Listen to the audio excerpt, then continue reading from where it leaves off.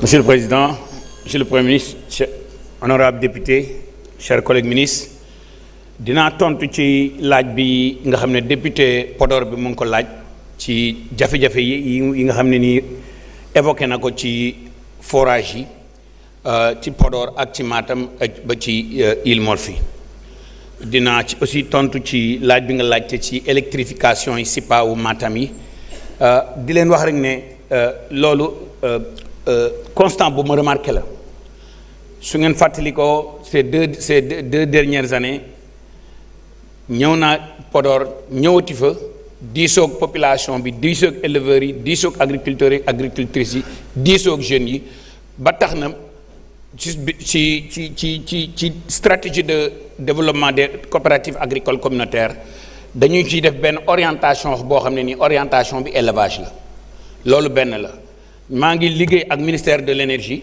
ñoo ngi am benn programme de solarisation dem nañ sax ba bëgg cee def lu ñuy tuddee tarif vert loolu nag lu ñu dugal ci budget bi la dugal ko ci planification budgétaire bi te suñu yàlla dimbalee fii ak weer yu néew di ngeen gis réponse yi ñu ci def mais problème bi du def solaire rek maa ngi liggéey aussi ak ministre de l'hydraulique parce que mode de gestion bi nga xam ne ni fekk nañ ko fi jël ay société privée jox leen gestion bi te des fois muy am ay disparité loolu yëpp maa ngi liggéey ak ministère de l'hydraulique ak bureau premier ministre bi pour jubbanti ko loolu moo lay wan ne la suñu gouvernement bi à travers les coopératives agricoles communautaires surtout à orientation élevage bëgguñu ñëw rek taf yëngal def ay solution de saupoudrage dañu bëgg résoudre le problème de l'eau surtout de l'eau agricole ak élevage d'une manière définitive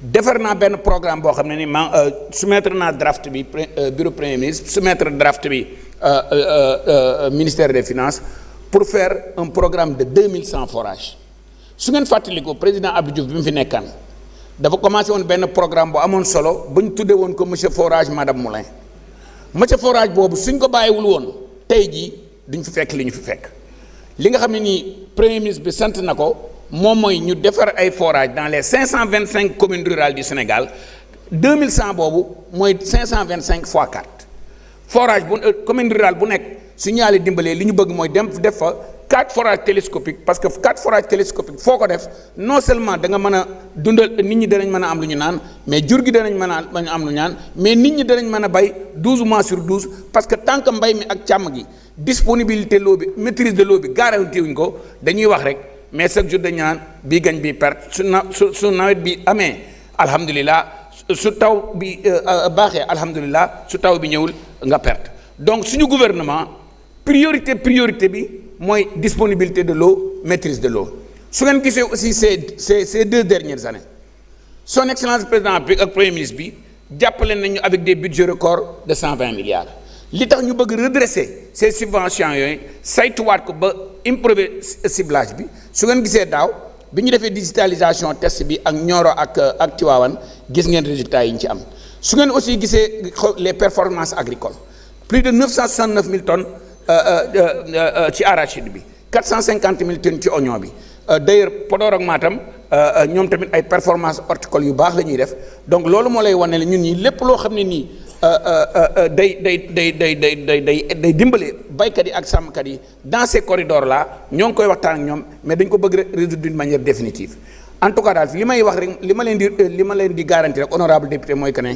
les SIPA de Matam on est en train depuis madame Kane moom mooy patronne bi foofu ñoo ngi en discussion pour xool entre les projets PENDIES entre les projets de FSRP nan lañ koy solariser en plus du programme de tarif vert que je suis en train de discuter avec mon collègue ministère de l'énergie. Je vous remercie.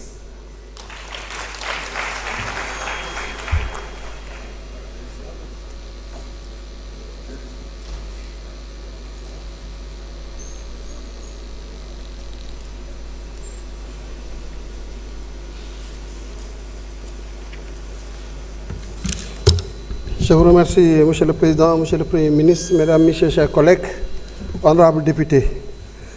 On nous a posé une question sur les négociations, l'état d'avancement des négociations avec le Fonds monétaire. question la bu ñu laajoon aussi démb bi ñu ñëwee fii Assemblée nationale xanaa ma bamtuwaat ko, la répétition étant pédagogique. Mais avant peut-être ma ñëw ci la situation de la dette. Alors li ñuy wax ci situation de la dette publique, on l'a répété suffisamment. Nous sommes à environ un peu moins de 24 000 milliards sur la dette publique, représentant 119% du PIB pour la dette de l'État central et à 132% si on tient compte des établissements publics et des établissements publics de manière générale. Donc voilà en tout cas la situation sur la dette publique. Ma waxoon démb fii aussi ne, contrairement à ce qu'on cherche à nous faire croire, la situation de la dette est en train d'être traitée depuis que le nouveau régime est sur place. J'ai insisté ici hier en disant que depuis 2024, le déficit budgétaire que nous avons, c'est un déficit budgétaire qui est aligné aux projets, aux dépenses financées sur ressources extérieures. Qu'est-ce que cela signifie? Les dépenses financées sur ressources extérieures sont des dépenses qui bénéficient des financements concessionnels. Et les financements concessionnels ne posent aucun souci dans l'analyse de viabilité de la dette. Donc quand il y a un déficit budgétaire qui est financé de cette façon-là, tu ne poses pas fondamentalement une problématique de dette. Ce qui nous pose problème, c'est le stock, c'est l'amortissement à rembourser, qui s'élève à plus de 4 000 milliards d'année en année. Cette année, nous allons rembourser plus de 4 300 milliards, vous pouvez le vérifier dans les documents financiers qui vous ont été remis. C'est ça qui pose fondamentalement le problème de la dette. Donc définitivement, et je le disais hier, ceux qui cherchent à faire croire que depuis que nous sommes venus ici, nous nous endettons, nous alourdissons la charge de la dette, c'est totalement faux, c'est archi faux, on peut le vérifier, et l'économiste le plus élémentaire pourra vous dire que si on traite de cette façon-là et qu'on dissèque nos besoins de financement, la véritable problématique qui se pose, c'est une problématique de dette qui a existé depuis longtemps. Et qu'est-ce que nous sommes en train de faire? C'est des échanges de dette. Nous prenons une dette pressante, avec une maturité qui est arrivée à échéance, avec des coûts qui sont plus ou moins élevés. Nous les remplaçons par des dettes qui sont d'une maturité beaucoup plus allongée, donc un effet de lissage, et avec un coût qui est fondamentalement moins élevé. Voilà ce qui est en train de se faire à ce niveau. Sur la question de l'état des négociations avec le FMI, j'avais dit ici que nous avions pris des clauses de rendez-vous avec les députés, avec le Fonds monétaire international. Yéen a waxoon ne recette presse yi dafa xaw a élevé en termes de projection et vous doutiez sur nos capacités à les réaliser. Ñu ne d'accord ngeen ne le déficit budgétaire bu ñu ko jëlalee 2024 à 13,4%, bëgg ko andi en 2025 à 7,8%, le fossé est très important et il y a des risques sur la croissance économique, donc vous doutiez de nos capacités à réaliser un peu cette performance-là. Ñu ne d'accord, pour cela, observons la fin de l'année 2025 pour voir comment va se comporter le déficit budgétaire. Premier point. Deuxième point, observons l'exécution budgétaire sur le premier quadrimestre de l'année 2026 pour voir comment va se comporter notre performance en termes de mobilisation des recettes. Après ñu dellu siwaat teg les choses sur la table xool ba xam dañ war a def une révision dans le cadre de la loi de finances rectificative pour tenir compte de la nouvelle situation si tant que nous sommes imperformants et si nous sommes au rendez-vous de nos objectifs que ñu mën a continuer à dérouler. C'est exactement ce que nous avons fait. Nous avons observé le premier quadrimestre. Le Premier ministre l'a dit tout à l'heure.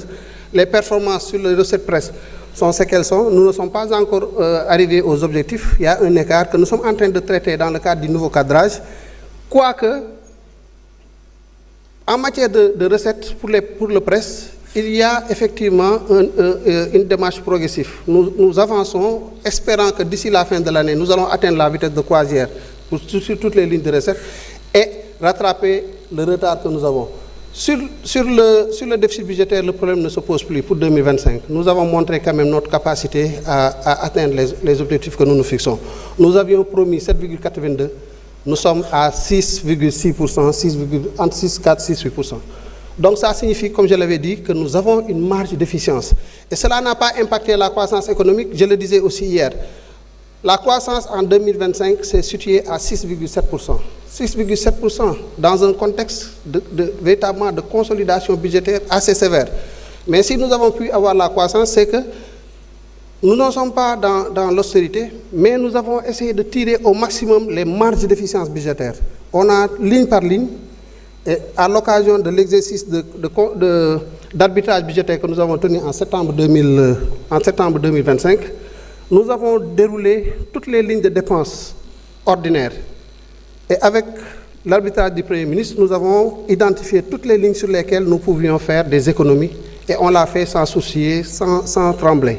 Nous avons regardé sur les dépenses d'investissement, tout ce qui était inefficient, tout ce qui n'avait pas un impact significatif sur la croissance économique, tout ce qui n'était pas formation brute de capital fixe, nous avons fait le même exercice, donc on est bon.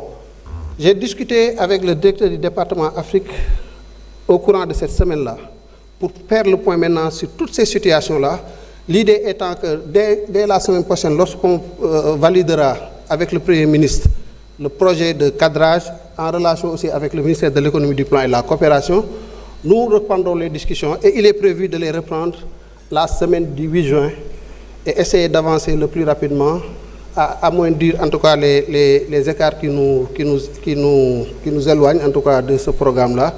Et avant la fin du premier semestre, avant le 30 juin, nous l'espérons en tout cas, que nous puissions véritablement stabiliser, au moins nous accorder sur les grands axes de ce que devrait être le nouveau programme avec le Fonds monétaire, en attendant maintenant de finaliser toute la documentation qui devra l'accompagner. Voilà en tout cas ce que je voulais dire par rapport à cela, et préciser que le principal point qui nous écarte, qui nous éloigne, c'est le traitement de la dette.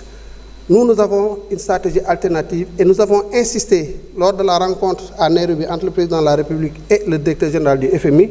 Nous avons insisté sur le fait que notre décision d'avoir un plan de traitement de la dette à côté ou qui s'écarte un peu de la restructuration n'est pas une question de fierté, mais c'est une question de coût d'opportunité.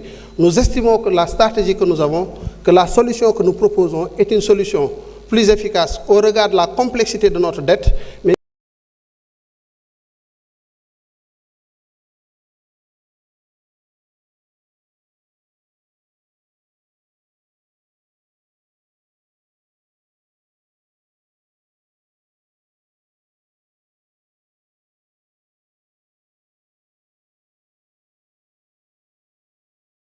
qui est aussi une solution au-delà de l'efficacité qui présente un beau de la dette, mais aussi sur la question de l'état des négociations avec le Fonds monétaire international.